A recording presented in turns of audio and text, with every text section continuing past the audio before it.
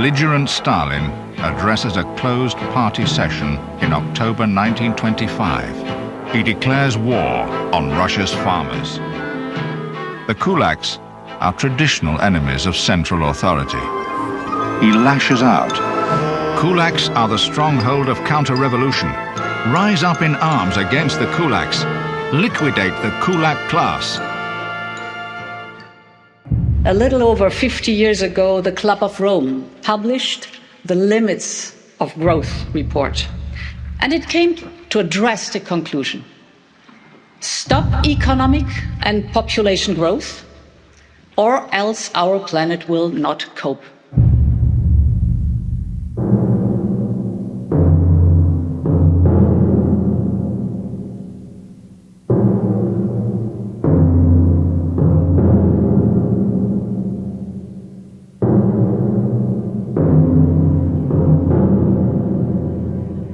The Netherlands is one of many nations that's been taking measures to reduce its nitrogen pollution, and a number of farms may have to be closed down.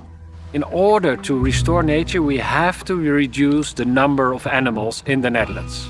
It's basically the second largest food exporter in the world, and they're being told that they're going to need to cut their production at a time of global food insecurity to basically follow climate mandates. This seems like complete insanity to me. Part of the Dutch plan is to buy out farms, which are being seen as being pollutant. The minister talking about hugely attractive buyout packages, that's a ridiculous statement. The government should force farmers to stop. It has to happen now, and it will be painful. Farmers have to be told, you will need to quit and we will withdraw your license. We will compensate you, but you have to stop. Lots of questions about their future. So they want some answers from the government. What will happen to us? Environmental groups have said more reductions, more cattle has to disappear. They are using the narrative of nitrogen to get rid of us. But actually we're doing a very important part. We're feeding the Netherlands, we're feeding a big part of Europe. So the population is rising, so consumption is rising, but we want to cut production. This is very illogical. They're taking away the security. And of course they have all these ideas about where we could get our food from in the future, but this is not at all reassuring. What if people just were encouraged to eat less meat or to, eat less dairy? Bill Gates and big names in Hollywood are pushing to eat bugs as a way to prevent climate change. Bugs are high in protein and could replace the high intake of beef, chicken, and pork. Critics against eating meat say raising these animals is adding to pollution. And as the world tries to cut back on pollutants to save the planet, people's source of food could be affected. The intention sounds so great. Everybody wants to save the planet, save the earth. Great, great, great. It's just like praise God. Praising God is always great. But if you look at the consequence, it just means you make everything so much expensive that you create abject poverty you destroy the middle class, you make the lower class even poorer, and you only have a small elite in their networks.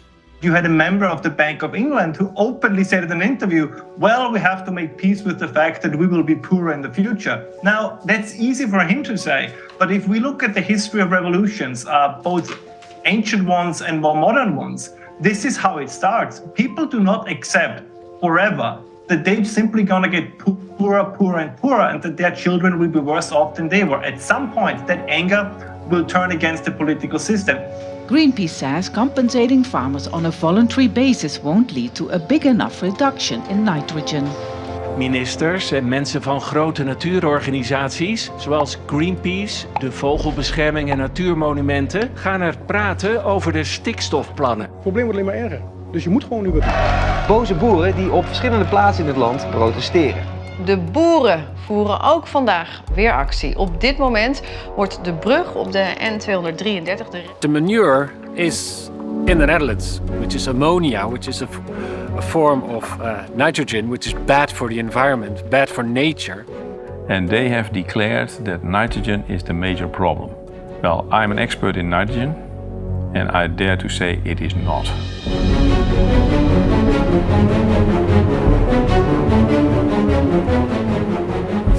We're basically going through the new technological revolution, aren't we? And under the guise of climate change. So they're being told, change this and that, make it more environmentally friendly, you're destroying the land. But actually, it's just more corporatism, and it's taking away the national identity, I think, of so many people around the world, especially in this case, the farmers.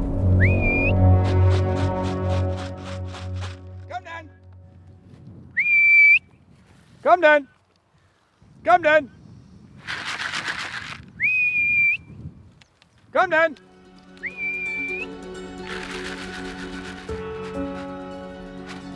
Kom eens hier, kom maar. Kom eens hier, kom maar. Kom eens hier. Kom maar, hey. Hey, kom maar. Kom maar, kom maar. Kom maar, hier met hem hier. Everybody who thinks of Holland, it's windmills, it's clogs, it's milk, it's cheese.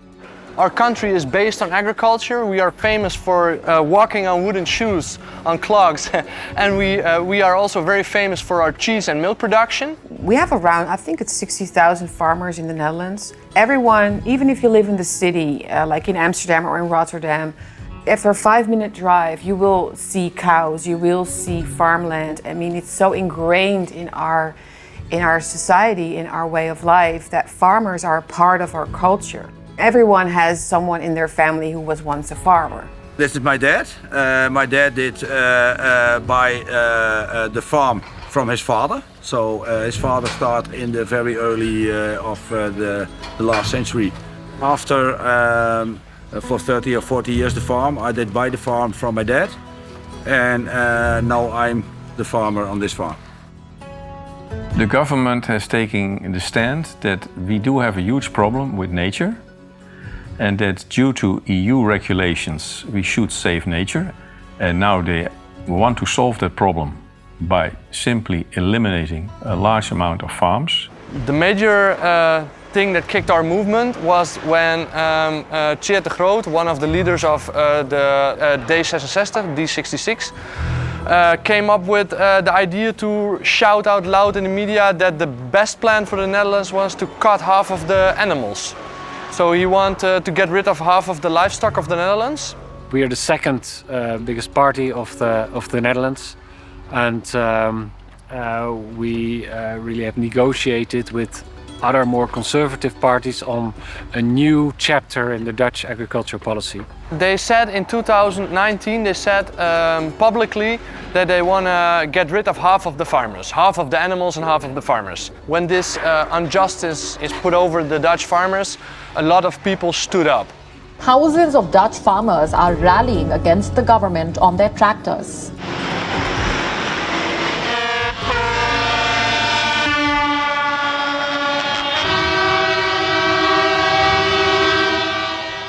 They are publicly talking about cutting down half of the farms in the Netherlands because this would be good for nature. But this is total bullshit. It's a crock of shit. It's bogus. It's a false ideology. Now the goal is to, in order to restore nature, to cut nitrogen with 50% in 2030, and this is huge for farmers, of course. From 28,000 animal farmers, they want 11,000 farms close, and another 8,000 to 10,000 farms should reduce their production. The effects of this nitrogen policy is devastating. I mean, there's just no other way to look at it, I think. It has been put forward so rapidly, farmers had to immediately comply to these crazy, impossible demands, really. And those demands have resulted in them having to give up their farms. Why need to go? My cows? Why? My farm need to close? Our intention is to explain why this is so important for them and for nature, but not to change the goals of the policy. That's not the case. It's not going to happen.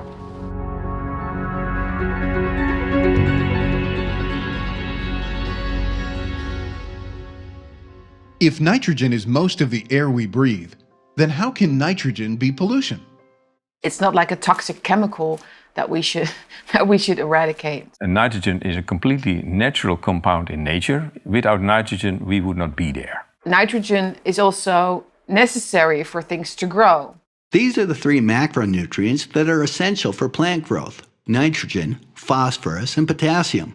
Nitrogen gets top billing because it's responsible for keeping plants green, which is why fertilizers for grass tend to have a high N factor. Nitrogen management is an integral part of environmental policies in quite a lot of countries. Political agreements since 1990 has substantially reduced nitrogen oxide emissions from the European part of our region. Local nitrogen pollution hotspots will require a cap. They'll actually require a reduction below the current level.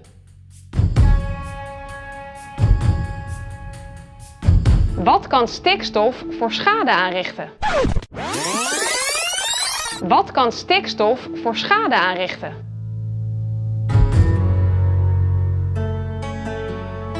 Die stikstof verrijkt de bodem en dat heeft als gevolg dat planten die weinig stikstof nodig hebben verdrongen worden door planten die juist heel hard groeien door stikstof. Denk bijvoorbeeld aan de orchidee die overwoekerd wordt door de brandnetel.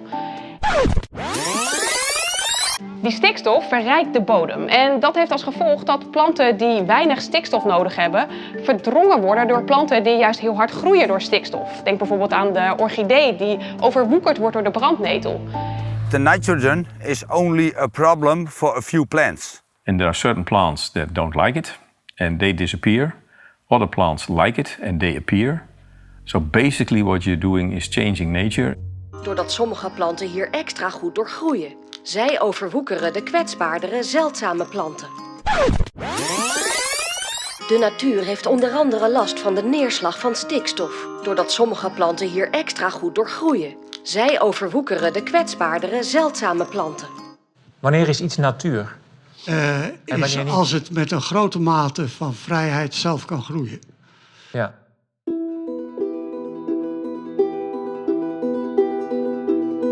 But instead of prolonging these debates, I want today to concentrate on one point.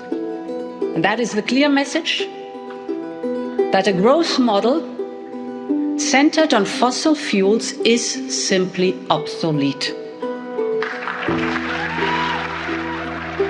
We are governed by incompetent people, but we have to face the fact that in the past, previous generations made us so rich that we could afford to be stupid, but gradually we are no longer that rich to afford to be that stupid. Yeah, if we look at the Netherlands, livestock is actually the biggest source. It's responsible for about 65% of all the emissions that precipitate on our protected natural areas.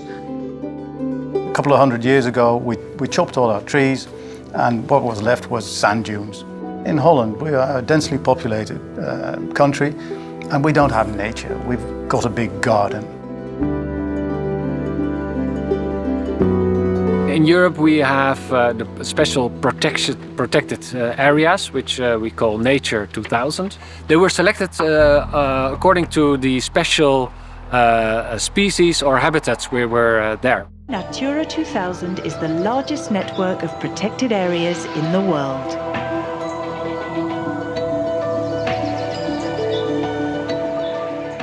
In het pas zijn alle beschermde natuurgebieden, de Natura 2000 gebieden, opgenomen waar organismen leven die last hebben van overbelasting door stikstof.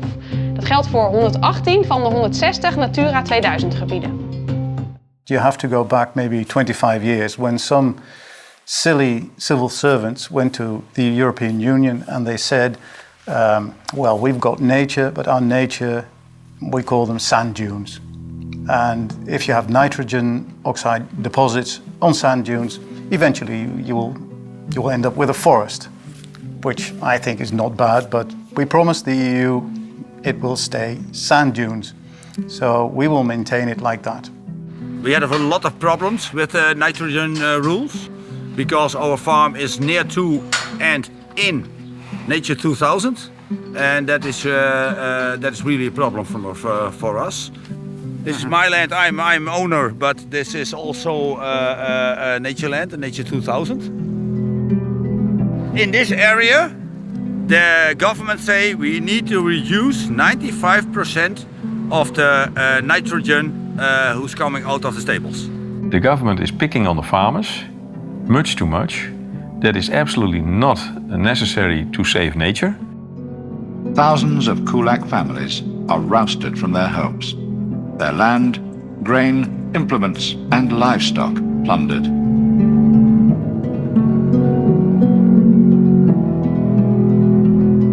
After the war, they start to build up agriculture. They start pushing agriculture to produce more. First, it was a good thing because they gave money to grow bigger and better. But now they're using the money to control us. For example, I can't choose the crop that I want to grow. I need to change my crops accordingly to the plan of the government. And they have no clue what they're doing.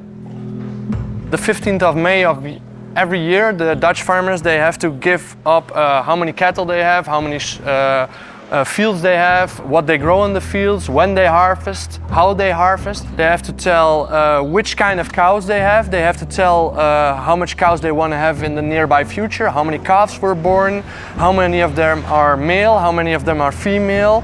Yes, it's crazy as that. It's never ending. They want to know everything. So you have to test the manure? You have to test the manure, yes. Every time? Every time, every time. Every time we have to test the manure, how much phosphate is in it, how much ammonia is in it. So that's crazy. You can't take manure to your neighbor's farm? No. Without laboratory tests? That's correct. That's correct. And since how long have they been doing that? Well, that's for probably 20 years now. It's so complicated. It's not anymore possible for me as a farmer to report them.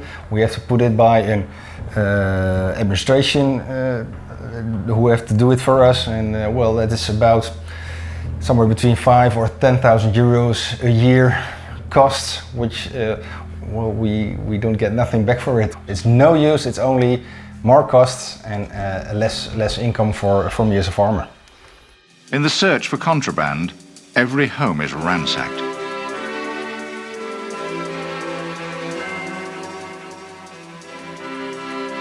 The scavengers miss nothing.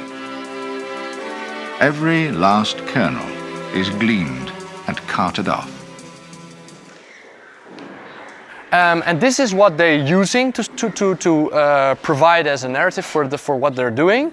But actually our Ministry of Nitrogen, yes, we really have a Minister of Nitrogen in the Netherlands. It's funny, but we have. Yeah, we have now recently a Ministry of Nitrogen. You're laughing. This is the first time in history that we actually have a Minister of Nitrogen, but she doesn't have a clue about nitrogen. She doesn't have any education on nitrogen. She's not a chemist. She just has a mission that we should have 50% nitrogen reduction. Why? She doesn't know. I asked her in the house, and she doesn't have a clue, which is funny in itself if it wasn't for the fact that people's lives depend on it, farmers' lives depend on it. The role of the Rabobank is really weird, because the Rabobank was the farmers' bank. They used to support and finance the farmers. This bank apologized for loaning money to farmers. So a bank raised by farmers to loan money to farmers put excuses for loaning money to farmers. So that's ridiculous. But a lot of farmers are getting letters now from the Rabobank, sorry, if these are the plans the government is going to implement, then your land is worth absolutely zilch. It's a scary collaboration between the government and the banks and other entities. I'm Ripke Zelmaker. I am a science journalist who investigated on this government scheme of buying up farmland in the name of nature protection for like 10 or 15 years. And so I discovered which interests are behind this whole scheme. I used to be a real greenie, a conservationist, but I turned more into a supporter of the fishermen and the farmers because I saw what interests are now also behind so-called conservation. I studied the role of the NGOs, especially here in Holland. Who are these NGOs? If you move in closer, you see that who's their largest funder? The government. So actually, It's not NGOs like non-governmental organizations, but they are governmental extensions.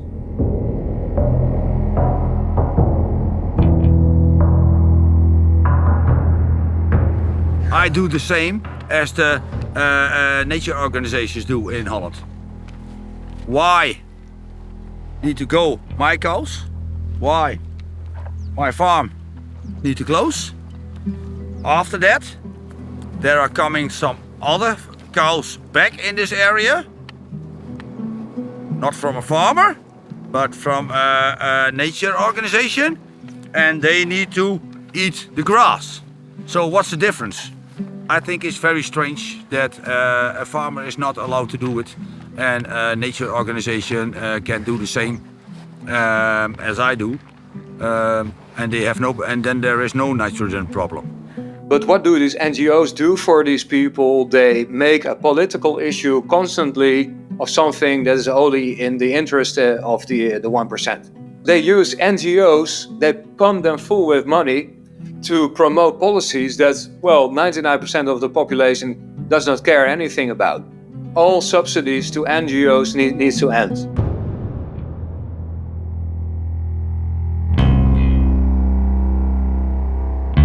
There's this notion of the government that they want to convert another 150,000 hectares of farmland.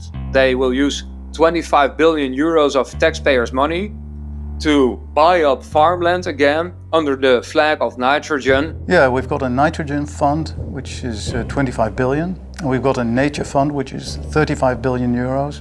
How is that going to be spent? Or?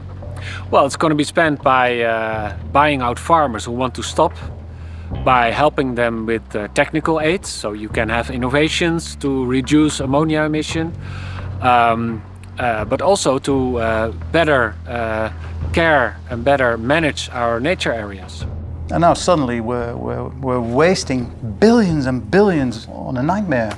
Because of the huge amount of animals on a very small surface, we have this ammonia problem. And so the idea is now that our nature has to be restored due to regulations, European regulations. The real reason is there are EU regulations. We have to stick to those. Whether we have translated them in the right data is another story. But there are regulations. If we don't do that, we get fines from the EU and we have big problems. Because we made this holy promise to the EU, we now are in the situation where we actually have to hunt down our farmers. Government has to do what the government has to do sometimes, which is painful. But there is also 25 billion euro for a small country as the Netherlands to help farmers to get a better life, to help nature. Factory workers, 25,000 of them, are enlisted as enforcers. They're given a pistol and a crash course in the forcible collectivization of farms. Stalin's mouthpiece, Lazar Kaganovich, exhorts these so-called 25,000ers, setting their goal at 100% collectivization. They had a law that stated that 49% of the nitrogen emissions should be reduced by farmers, but our parliament hasn't even decided on this yet, but they actually increased that number up to 75%. This law isn't even democratic. Nobody in the last elections voted for this. It's been clear for a couple of years that the government wants to reduce nitrogen emissions, and especially wants farmers to step in reducing it, and not industry. If you have the building activity, you're also producing nitrogen. There you see 2 pipes. Those 2 pipes are from brick fabrics. We need the brick fabric because we want to build some houses. When you need to reduce nitrogen, and you say we need to reduce nitrogen a lot, you must look where can we reduce nitrogen. When you build a new house, you need bricks. The purpose of the measures that are, the legislation they are trying to push on us now is they are using the narrative to cut down emissions, but actually they want our soils, they want our land. Lots of people love eating beef, but it also has the biggest environmental impact of nearly any food we eat. I don't know if you've ever seen a cow up close, but they're massive. It takes a lot of cow food to make that much cow. And a lot of land to make all that cow food. More than a quarter of all land on Earth is devoted to feeding those cows. Nobody knows how to get rid of No one knows how to get cows to stop farting. Exactly. Cows burp and fart. A lot. And it's impacting climate change. What we have to do, which is zero. If it was a 50% reduction, then you could ignore, okay, leave the cows alone. We're trying to avoid the temperature continuing to go up. You do need to go to zero. Otherwise, you're continuing to have temperature increase.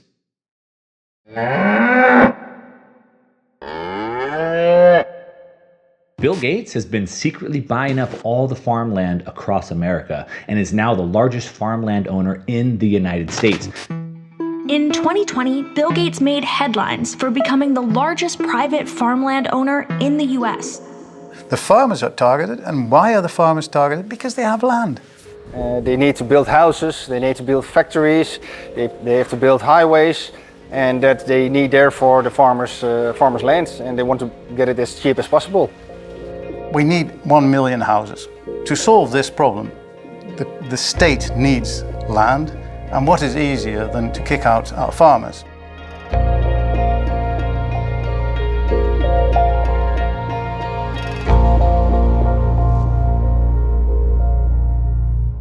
Agricultural food giant Cargill plans to start selling wearable devices designed to curb methane emissions from cattle. De koeien die dragen een deel bij aan de uitstoot, maar hoe kunnen we dat reduceren? Onder andere hebben we het dan over de ammoniakuitstoot. Er zijn ontzettend veel bedrijven bezig met de vloer, met luchtwassers, etc. Raakt. En op die manier, als je deze zenuwbaan op deze manier raakt, dan gaat de koe spontaan plassen. Dan krijgt hij een zenuwreflex waarmee hij een plasneiging krijgt en onmiddellijk zijn plasje gaat doen. We hebben vanuit Hanskamp een uniek koetoilet ontwikkeld.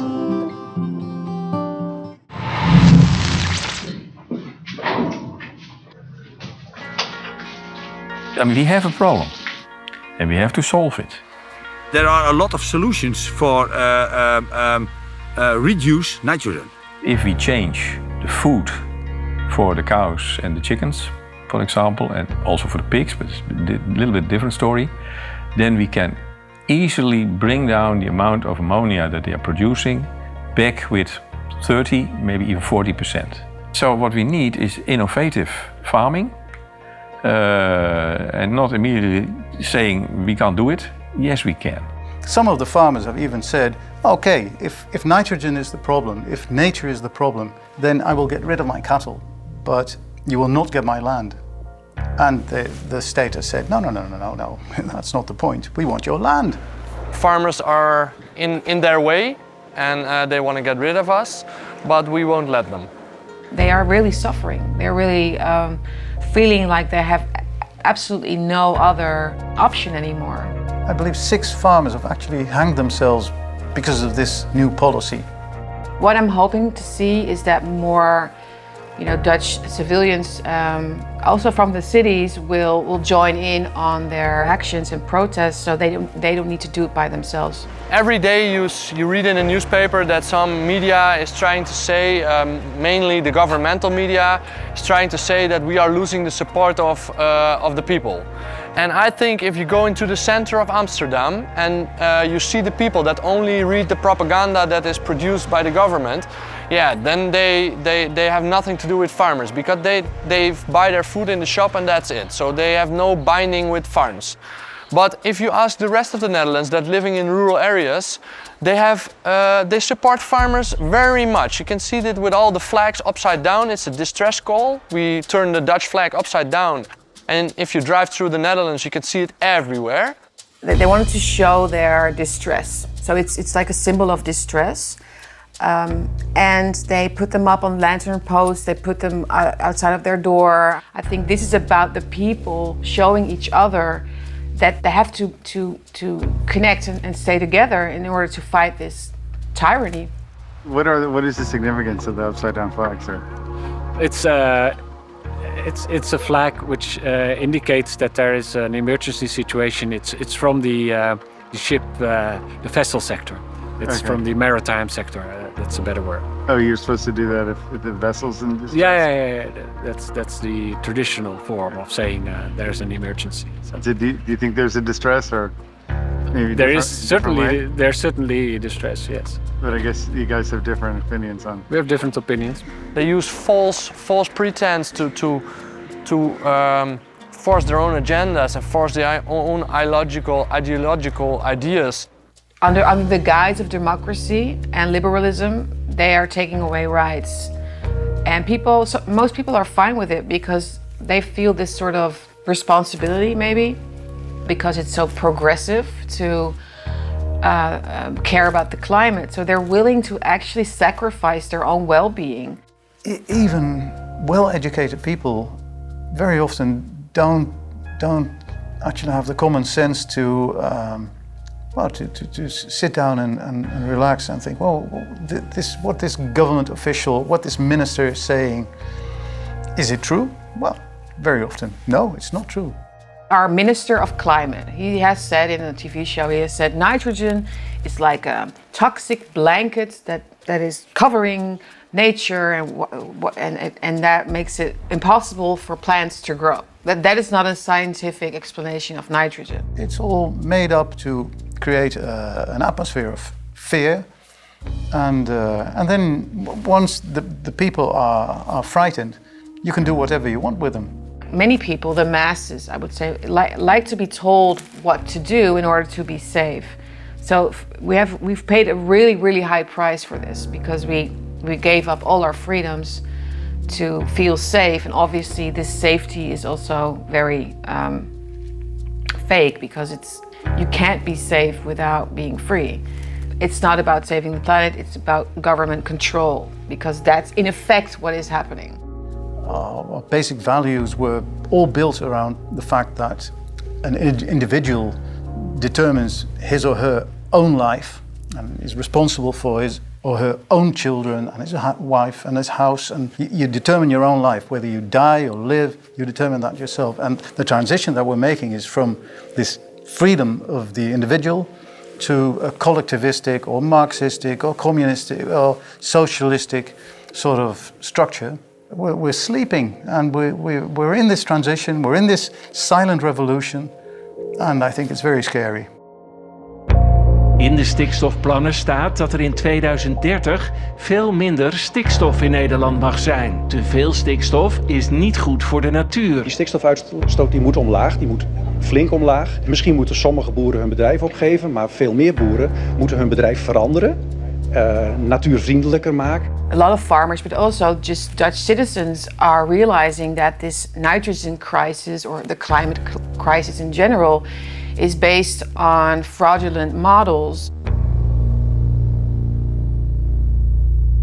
Stikstof is er in meerdere verbindingen en ammoniak is er daar één van. Nou, er komt vooral heel veel ammoniak vrij door de landbouw, door de mest van dieren. Die wordt verspreid in de lucht en slaat vervolgens weer in de natuur neer.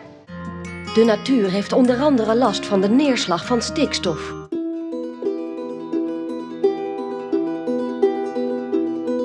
The people who really know something about it, the professors in this field, they said, let's scrap the model. The model should be out of the window as fast as possible. So this is my office. I've done a lot of work on the North Sea, over there. I've worked on the Antarctic, and there you see me with the king and queen, although they were prince and princess at that time. So, and there you see me with the former queen, getting a Medal of Honor for arts and science. And what is your specialty? I'm a marine ecologist.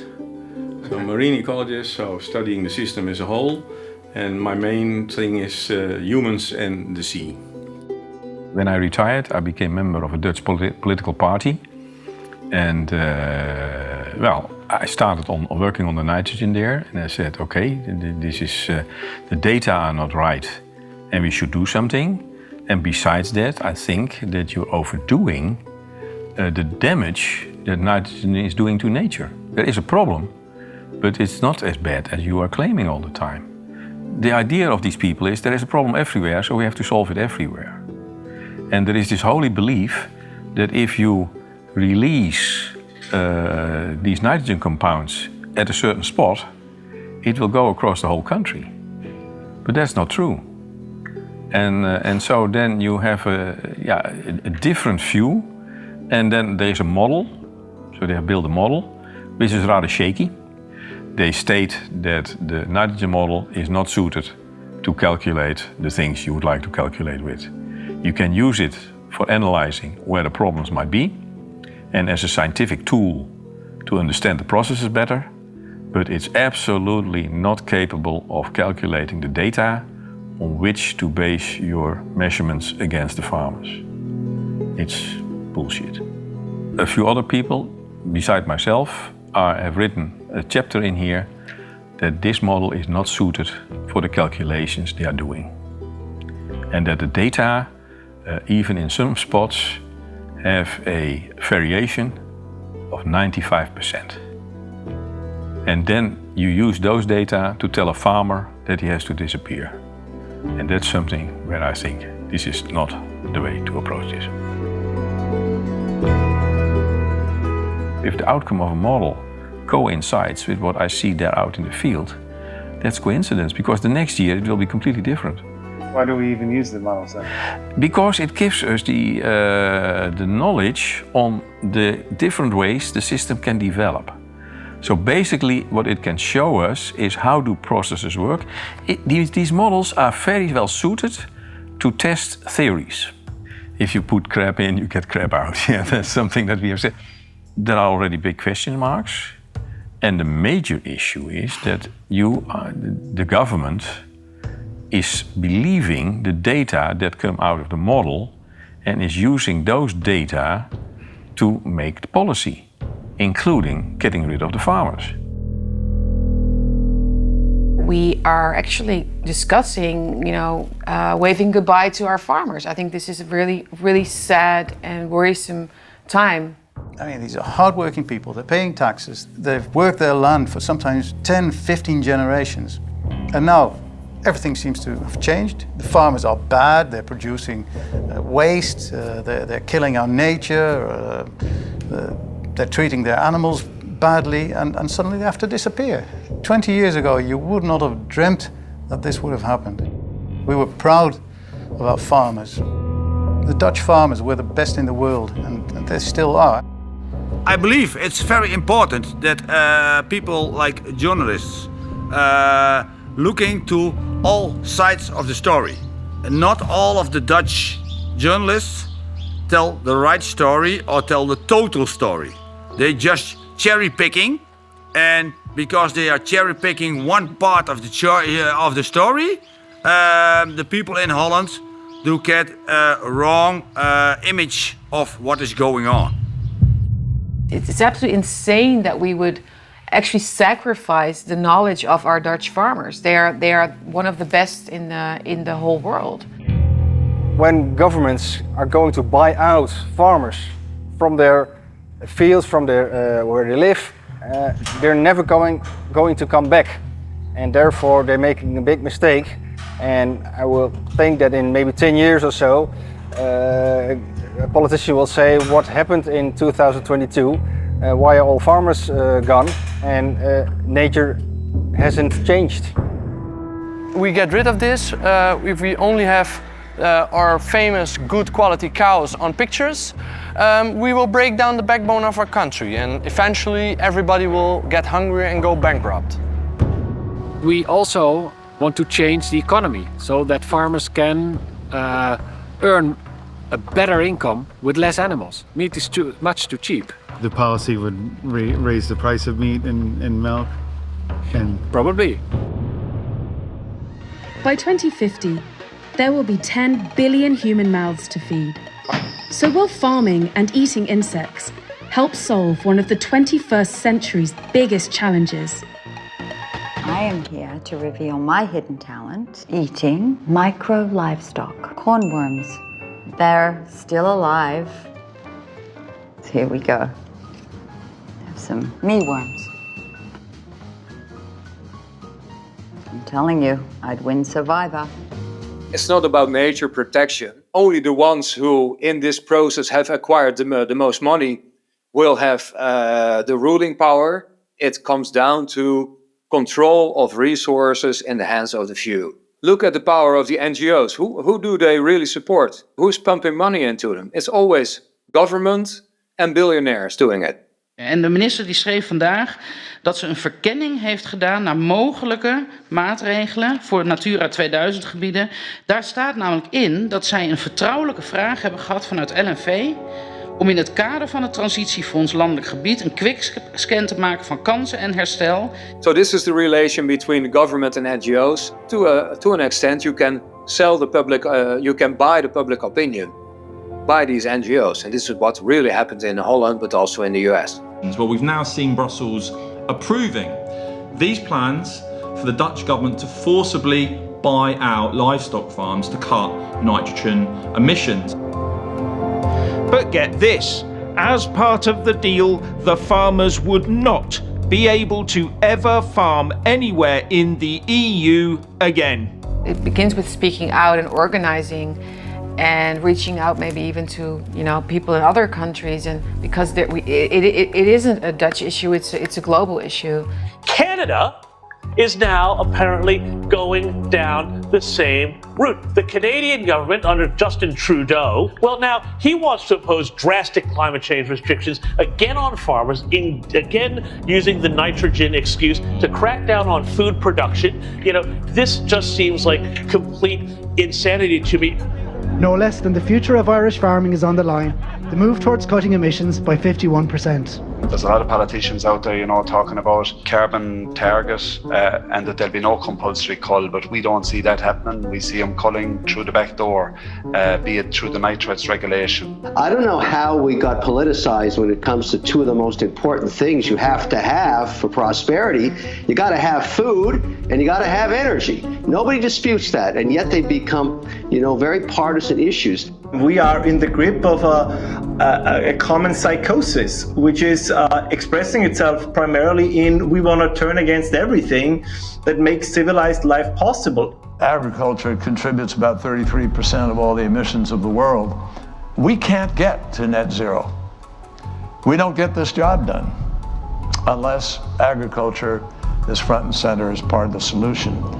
There is a dire warning tonight about a greenhouse gas called nitrous oxide. It has hundreds of times more warming power in the atmosphere than carbon dioxide. It comes from the nitrogen in agricultural fertilizer, which is used around the world to increase crop yields. UN experts concluded the world needs to cut the amount of nitrogen emissions in half to avoid disastrous consequences. It's all about fear. It's about making people fear for the future so that they would agree with policies that if they are sober, they would never agree with. In the Western world, we are increasingly at war with everything that makes modern life possible, right? It's farmers in the Netherlands, it's cows in Ireland, it's mining in Great Britain, it's nuclear power in Germany. This is part of a bigger picture where kind of under the guise of the climate movement and the green movement, pretty much everything that makes modern life possible is under attack. But instead of trying to fight back as a unified front, we are split up in these smaller battle groups that never unify to take on the broader ideological issue that I believe would have significant appeal all over the West if we could find a way to frame it in exactly this kind of way. We will protect our farmers to every extent, and we will do it on every level, on a European scale, on a worldwide scale. I will protect farming, I will protect our free living, because I want to give my children the same free life that I had. And if we let this happen to our Dutch farmers, the next thing will happen to the civilians. They will take their houses. They will decide about where you can live, how you can live, and how you should live your life. And this is very dangerous. And I don't want a country like that, and I don't want a world like that. So I fight for this.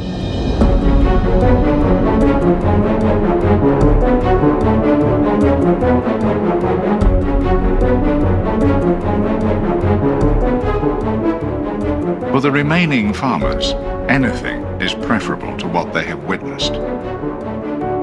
Many volunteer for the collectives, surrendering cattle and implements, home and land to the state.